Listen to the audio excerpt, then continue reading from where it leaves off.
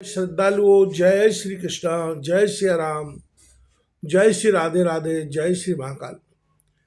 इस वीडियो में आपको श्रवण कराएंगे विष्णु पत्नी लक्ष्मी, सरस्वती एवं गंगा का परस्पर 7 वर्ष भारतवर्ष में पधारना।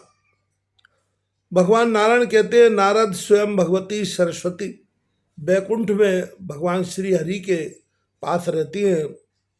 गंगा ने इन्हें शाप दे दिया था, अतः ये भारतवर्ष में अपनी एक कला से पधारी। नदी के रूप में इनका अवतरण हुआ।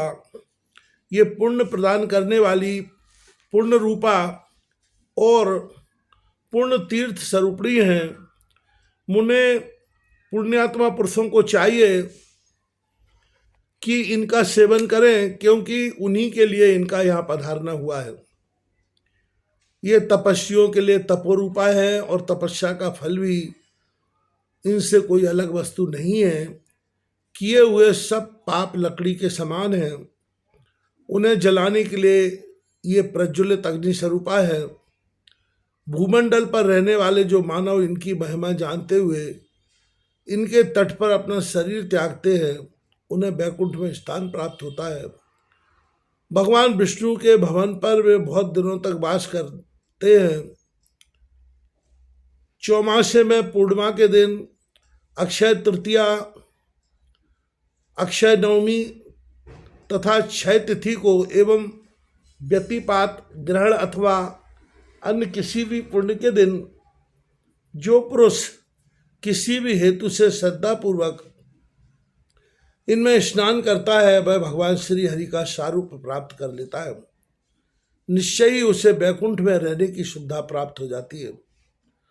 जो महान मूर्ख होते हुए भी 1 महीने तक प्रतिदिन सरस्वती नदी में स्नान करके इनके मंत्र का जप करता है, वह कवींद्र बन सकता है, इसमें कोई संदेह नहीं है।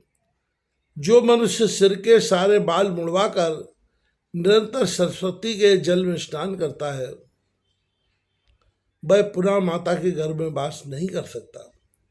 इस प्रकार सरस्वती की महिमा का कुछ भी वर्णन किया गया है। इस सारभूत महिमा के प्रभाव से सुख और कामना सुलभ हो जाती है। अब पुनः श्रवण कीजिएगा। सूत जी कहते हैं, सौनक, भगवान नारायण की बात सुनकर मुनिवर नारद ने पुनः तुरंत उनसे यह संदेश पूछा। नारद जी ने कहा, सत्य स्वरूपा पूर्णदा आदि सुप्रदा गंगा ने सरस्वती देवी को क्यों शाप दे दिया? इन दोनों तेजस्विनी देवियों के विवाद का कारण क्या? अवश्य ही कानों को सुख प्रदान देने वाला होगा। आप इसे बताने की कृपा कीजिए। भगवान नारायण कहते हैं, नारद, यह प्राचीन कथा है। मैं तुमसे कहता हूँ, सुनो। लक्ष्मी, सरस्वती और गंगा ये तीनों ही भगवान श्री हरि की भार्याएं हैं। एक बार सरस्वती को यह संदेह हो गया कि श्री हरि मेरी अपेक्षा गंगा से अधिक प्रेम करते हैं।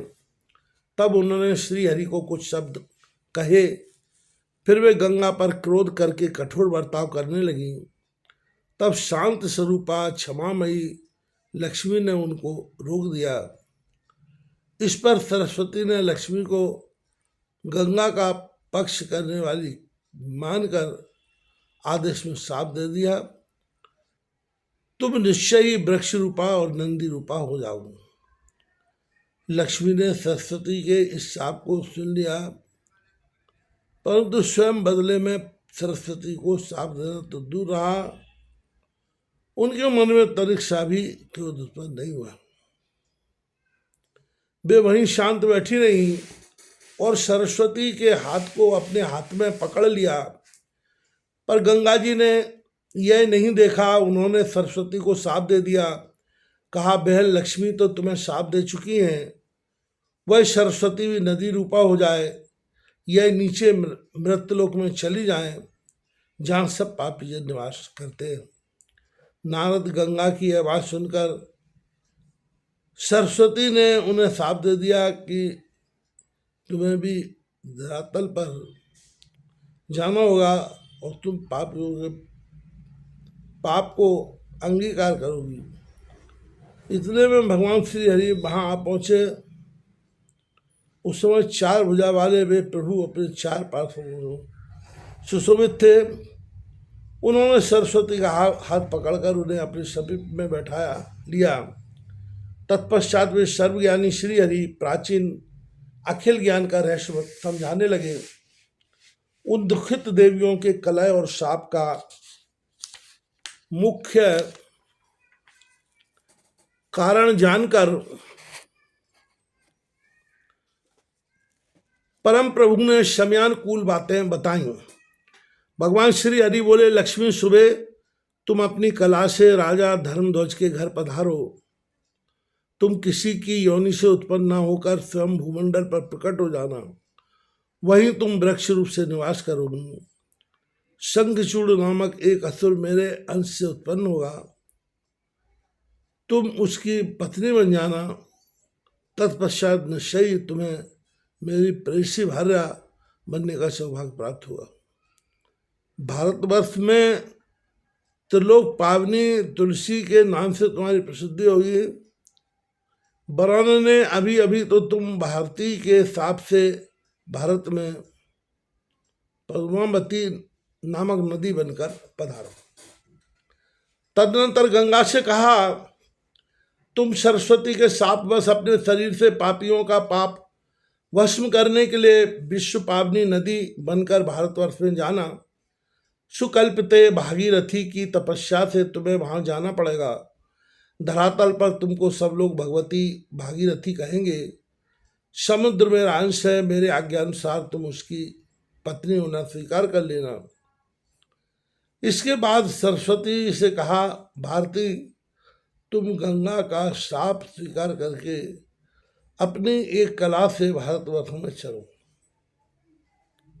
तुम अपने पूर्ण अंग से ब्रह्म सदन पर पधार कर उनकी कामनी बन जाओ।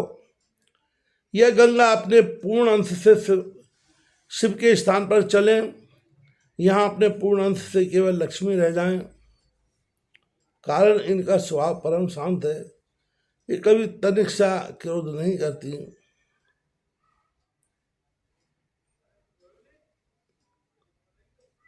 ये कभी तनिक सा क्रोध नहीं करती। मुझ पर इनकी अटूट श्रद्धा है। ये सत्य स्वरूपा है। ये महान साध्वी अत्यंत सौभाग्यवती, क्षमामूर्ति, सुंदर आचरणों से सुशोभित तथा निरंतर धर्म का पालन करती हैं। इनके एक अंश की कला का महत्व है कि विश्व भर में संपूर्ण स्त्रियां धर्मात्मा, पतिव्रता, शांत रूपा तथा सुशीला बनकर प्रतिष्ठा प्राप्त करते हैं। अब भगवान श्री हरि ने स्वयं अपना विचार करने लगे, अपना विचार कहने लगे। अहो विभिन्न स्वभाव वाली 3 स्त्रियों, 3 नौकरों और 3 बांधवों का एकत्रित रहना वेद की अनुमति के विरुद्ध है।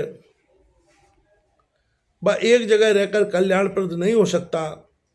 जिन गृहस्थों के घर स्त्री पुरुष के समान व्यवहार करे और पुरुष स्त्री के अधीन रहे, उसका जीवन निष्फल समझा जाता है। उसके प्रत्येक पग पर अशुभ है। जिसकी स्त्री मुख दृष्टा, योनि दुष्टा और कलह प्रिया हो, उसके लिए तो जंगल में से ही घर से बढ़कर सुखदायी है। कारण वहाँ उसे जल, स्थल और फल तो मिल ही जाते हैं।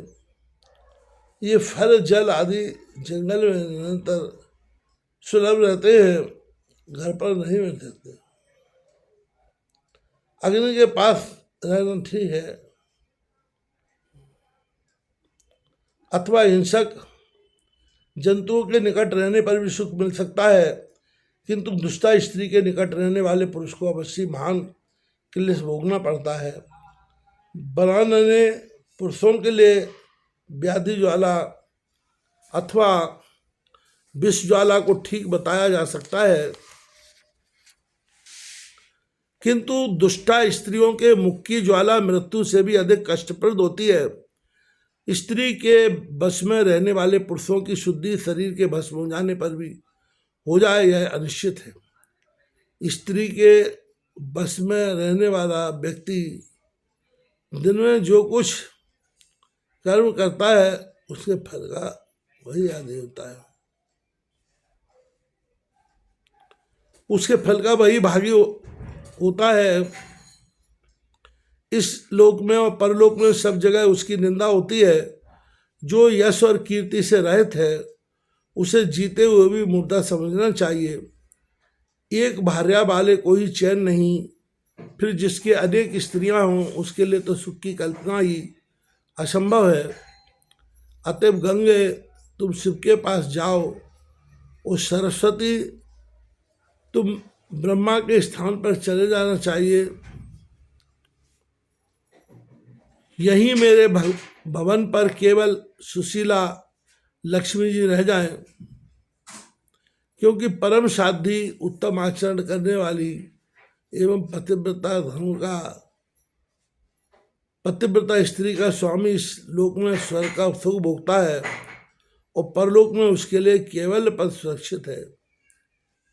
जिसकी पत्नी पतिव्रता है वह परम पवित्र सुखी और मुक्त समझा जाता है। श्री सद्गुरुदेव।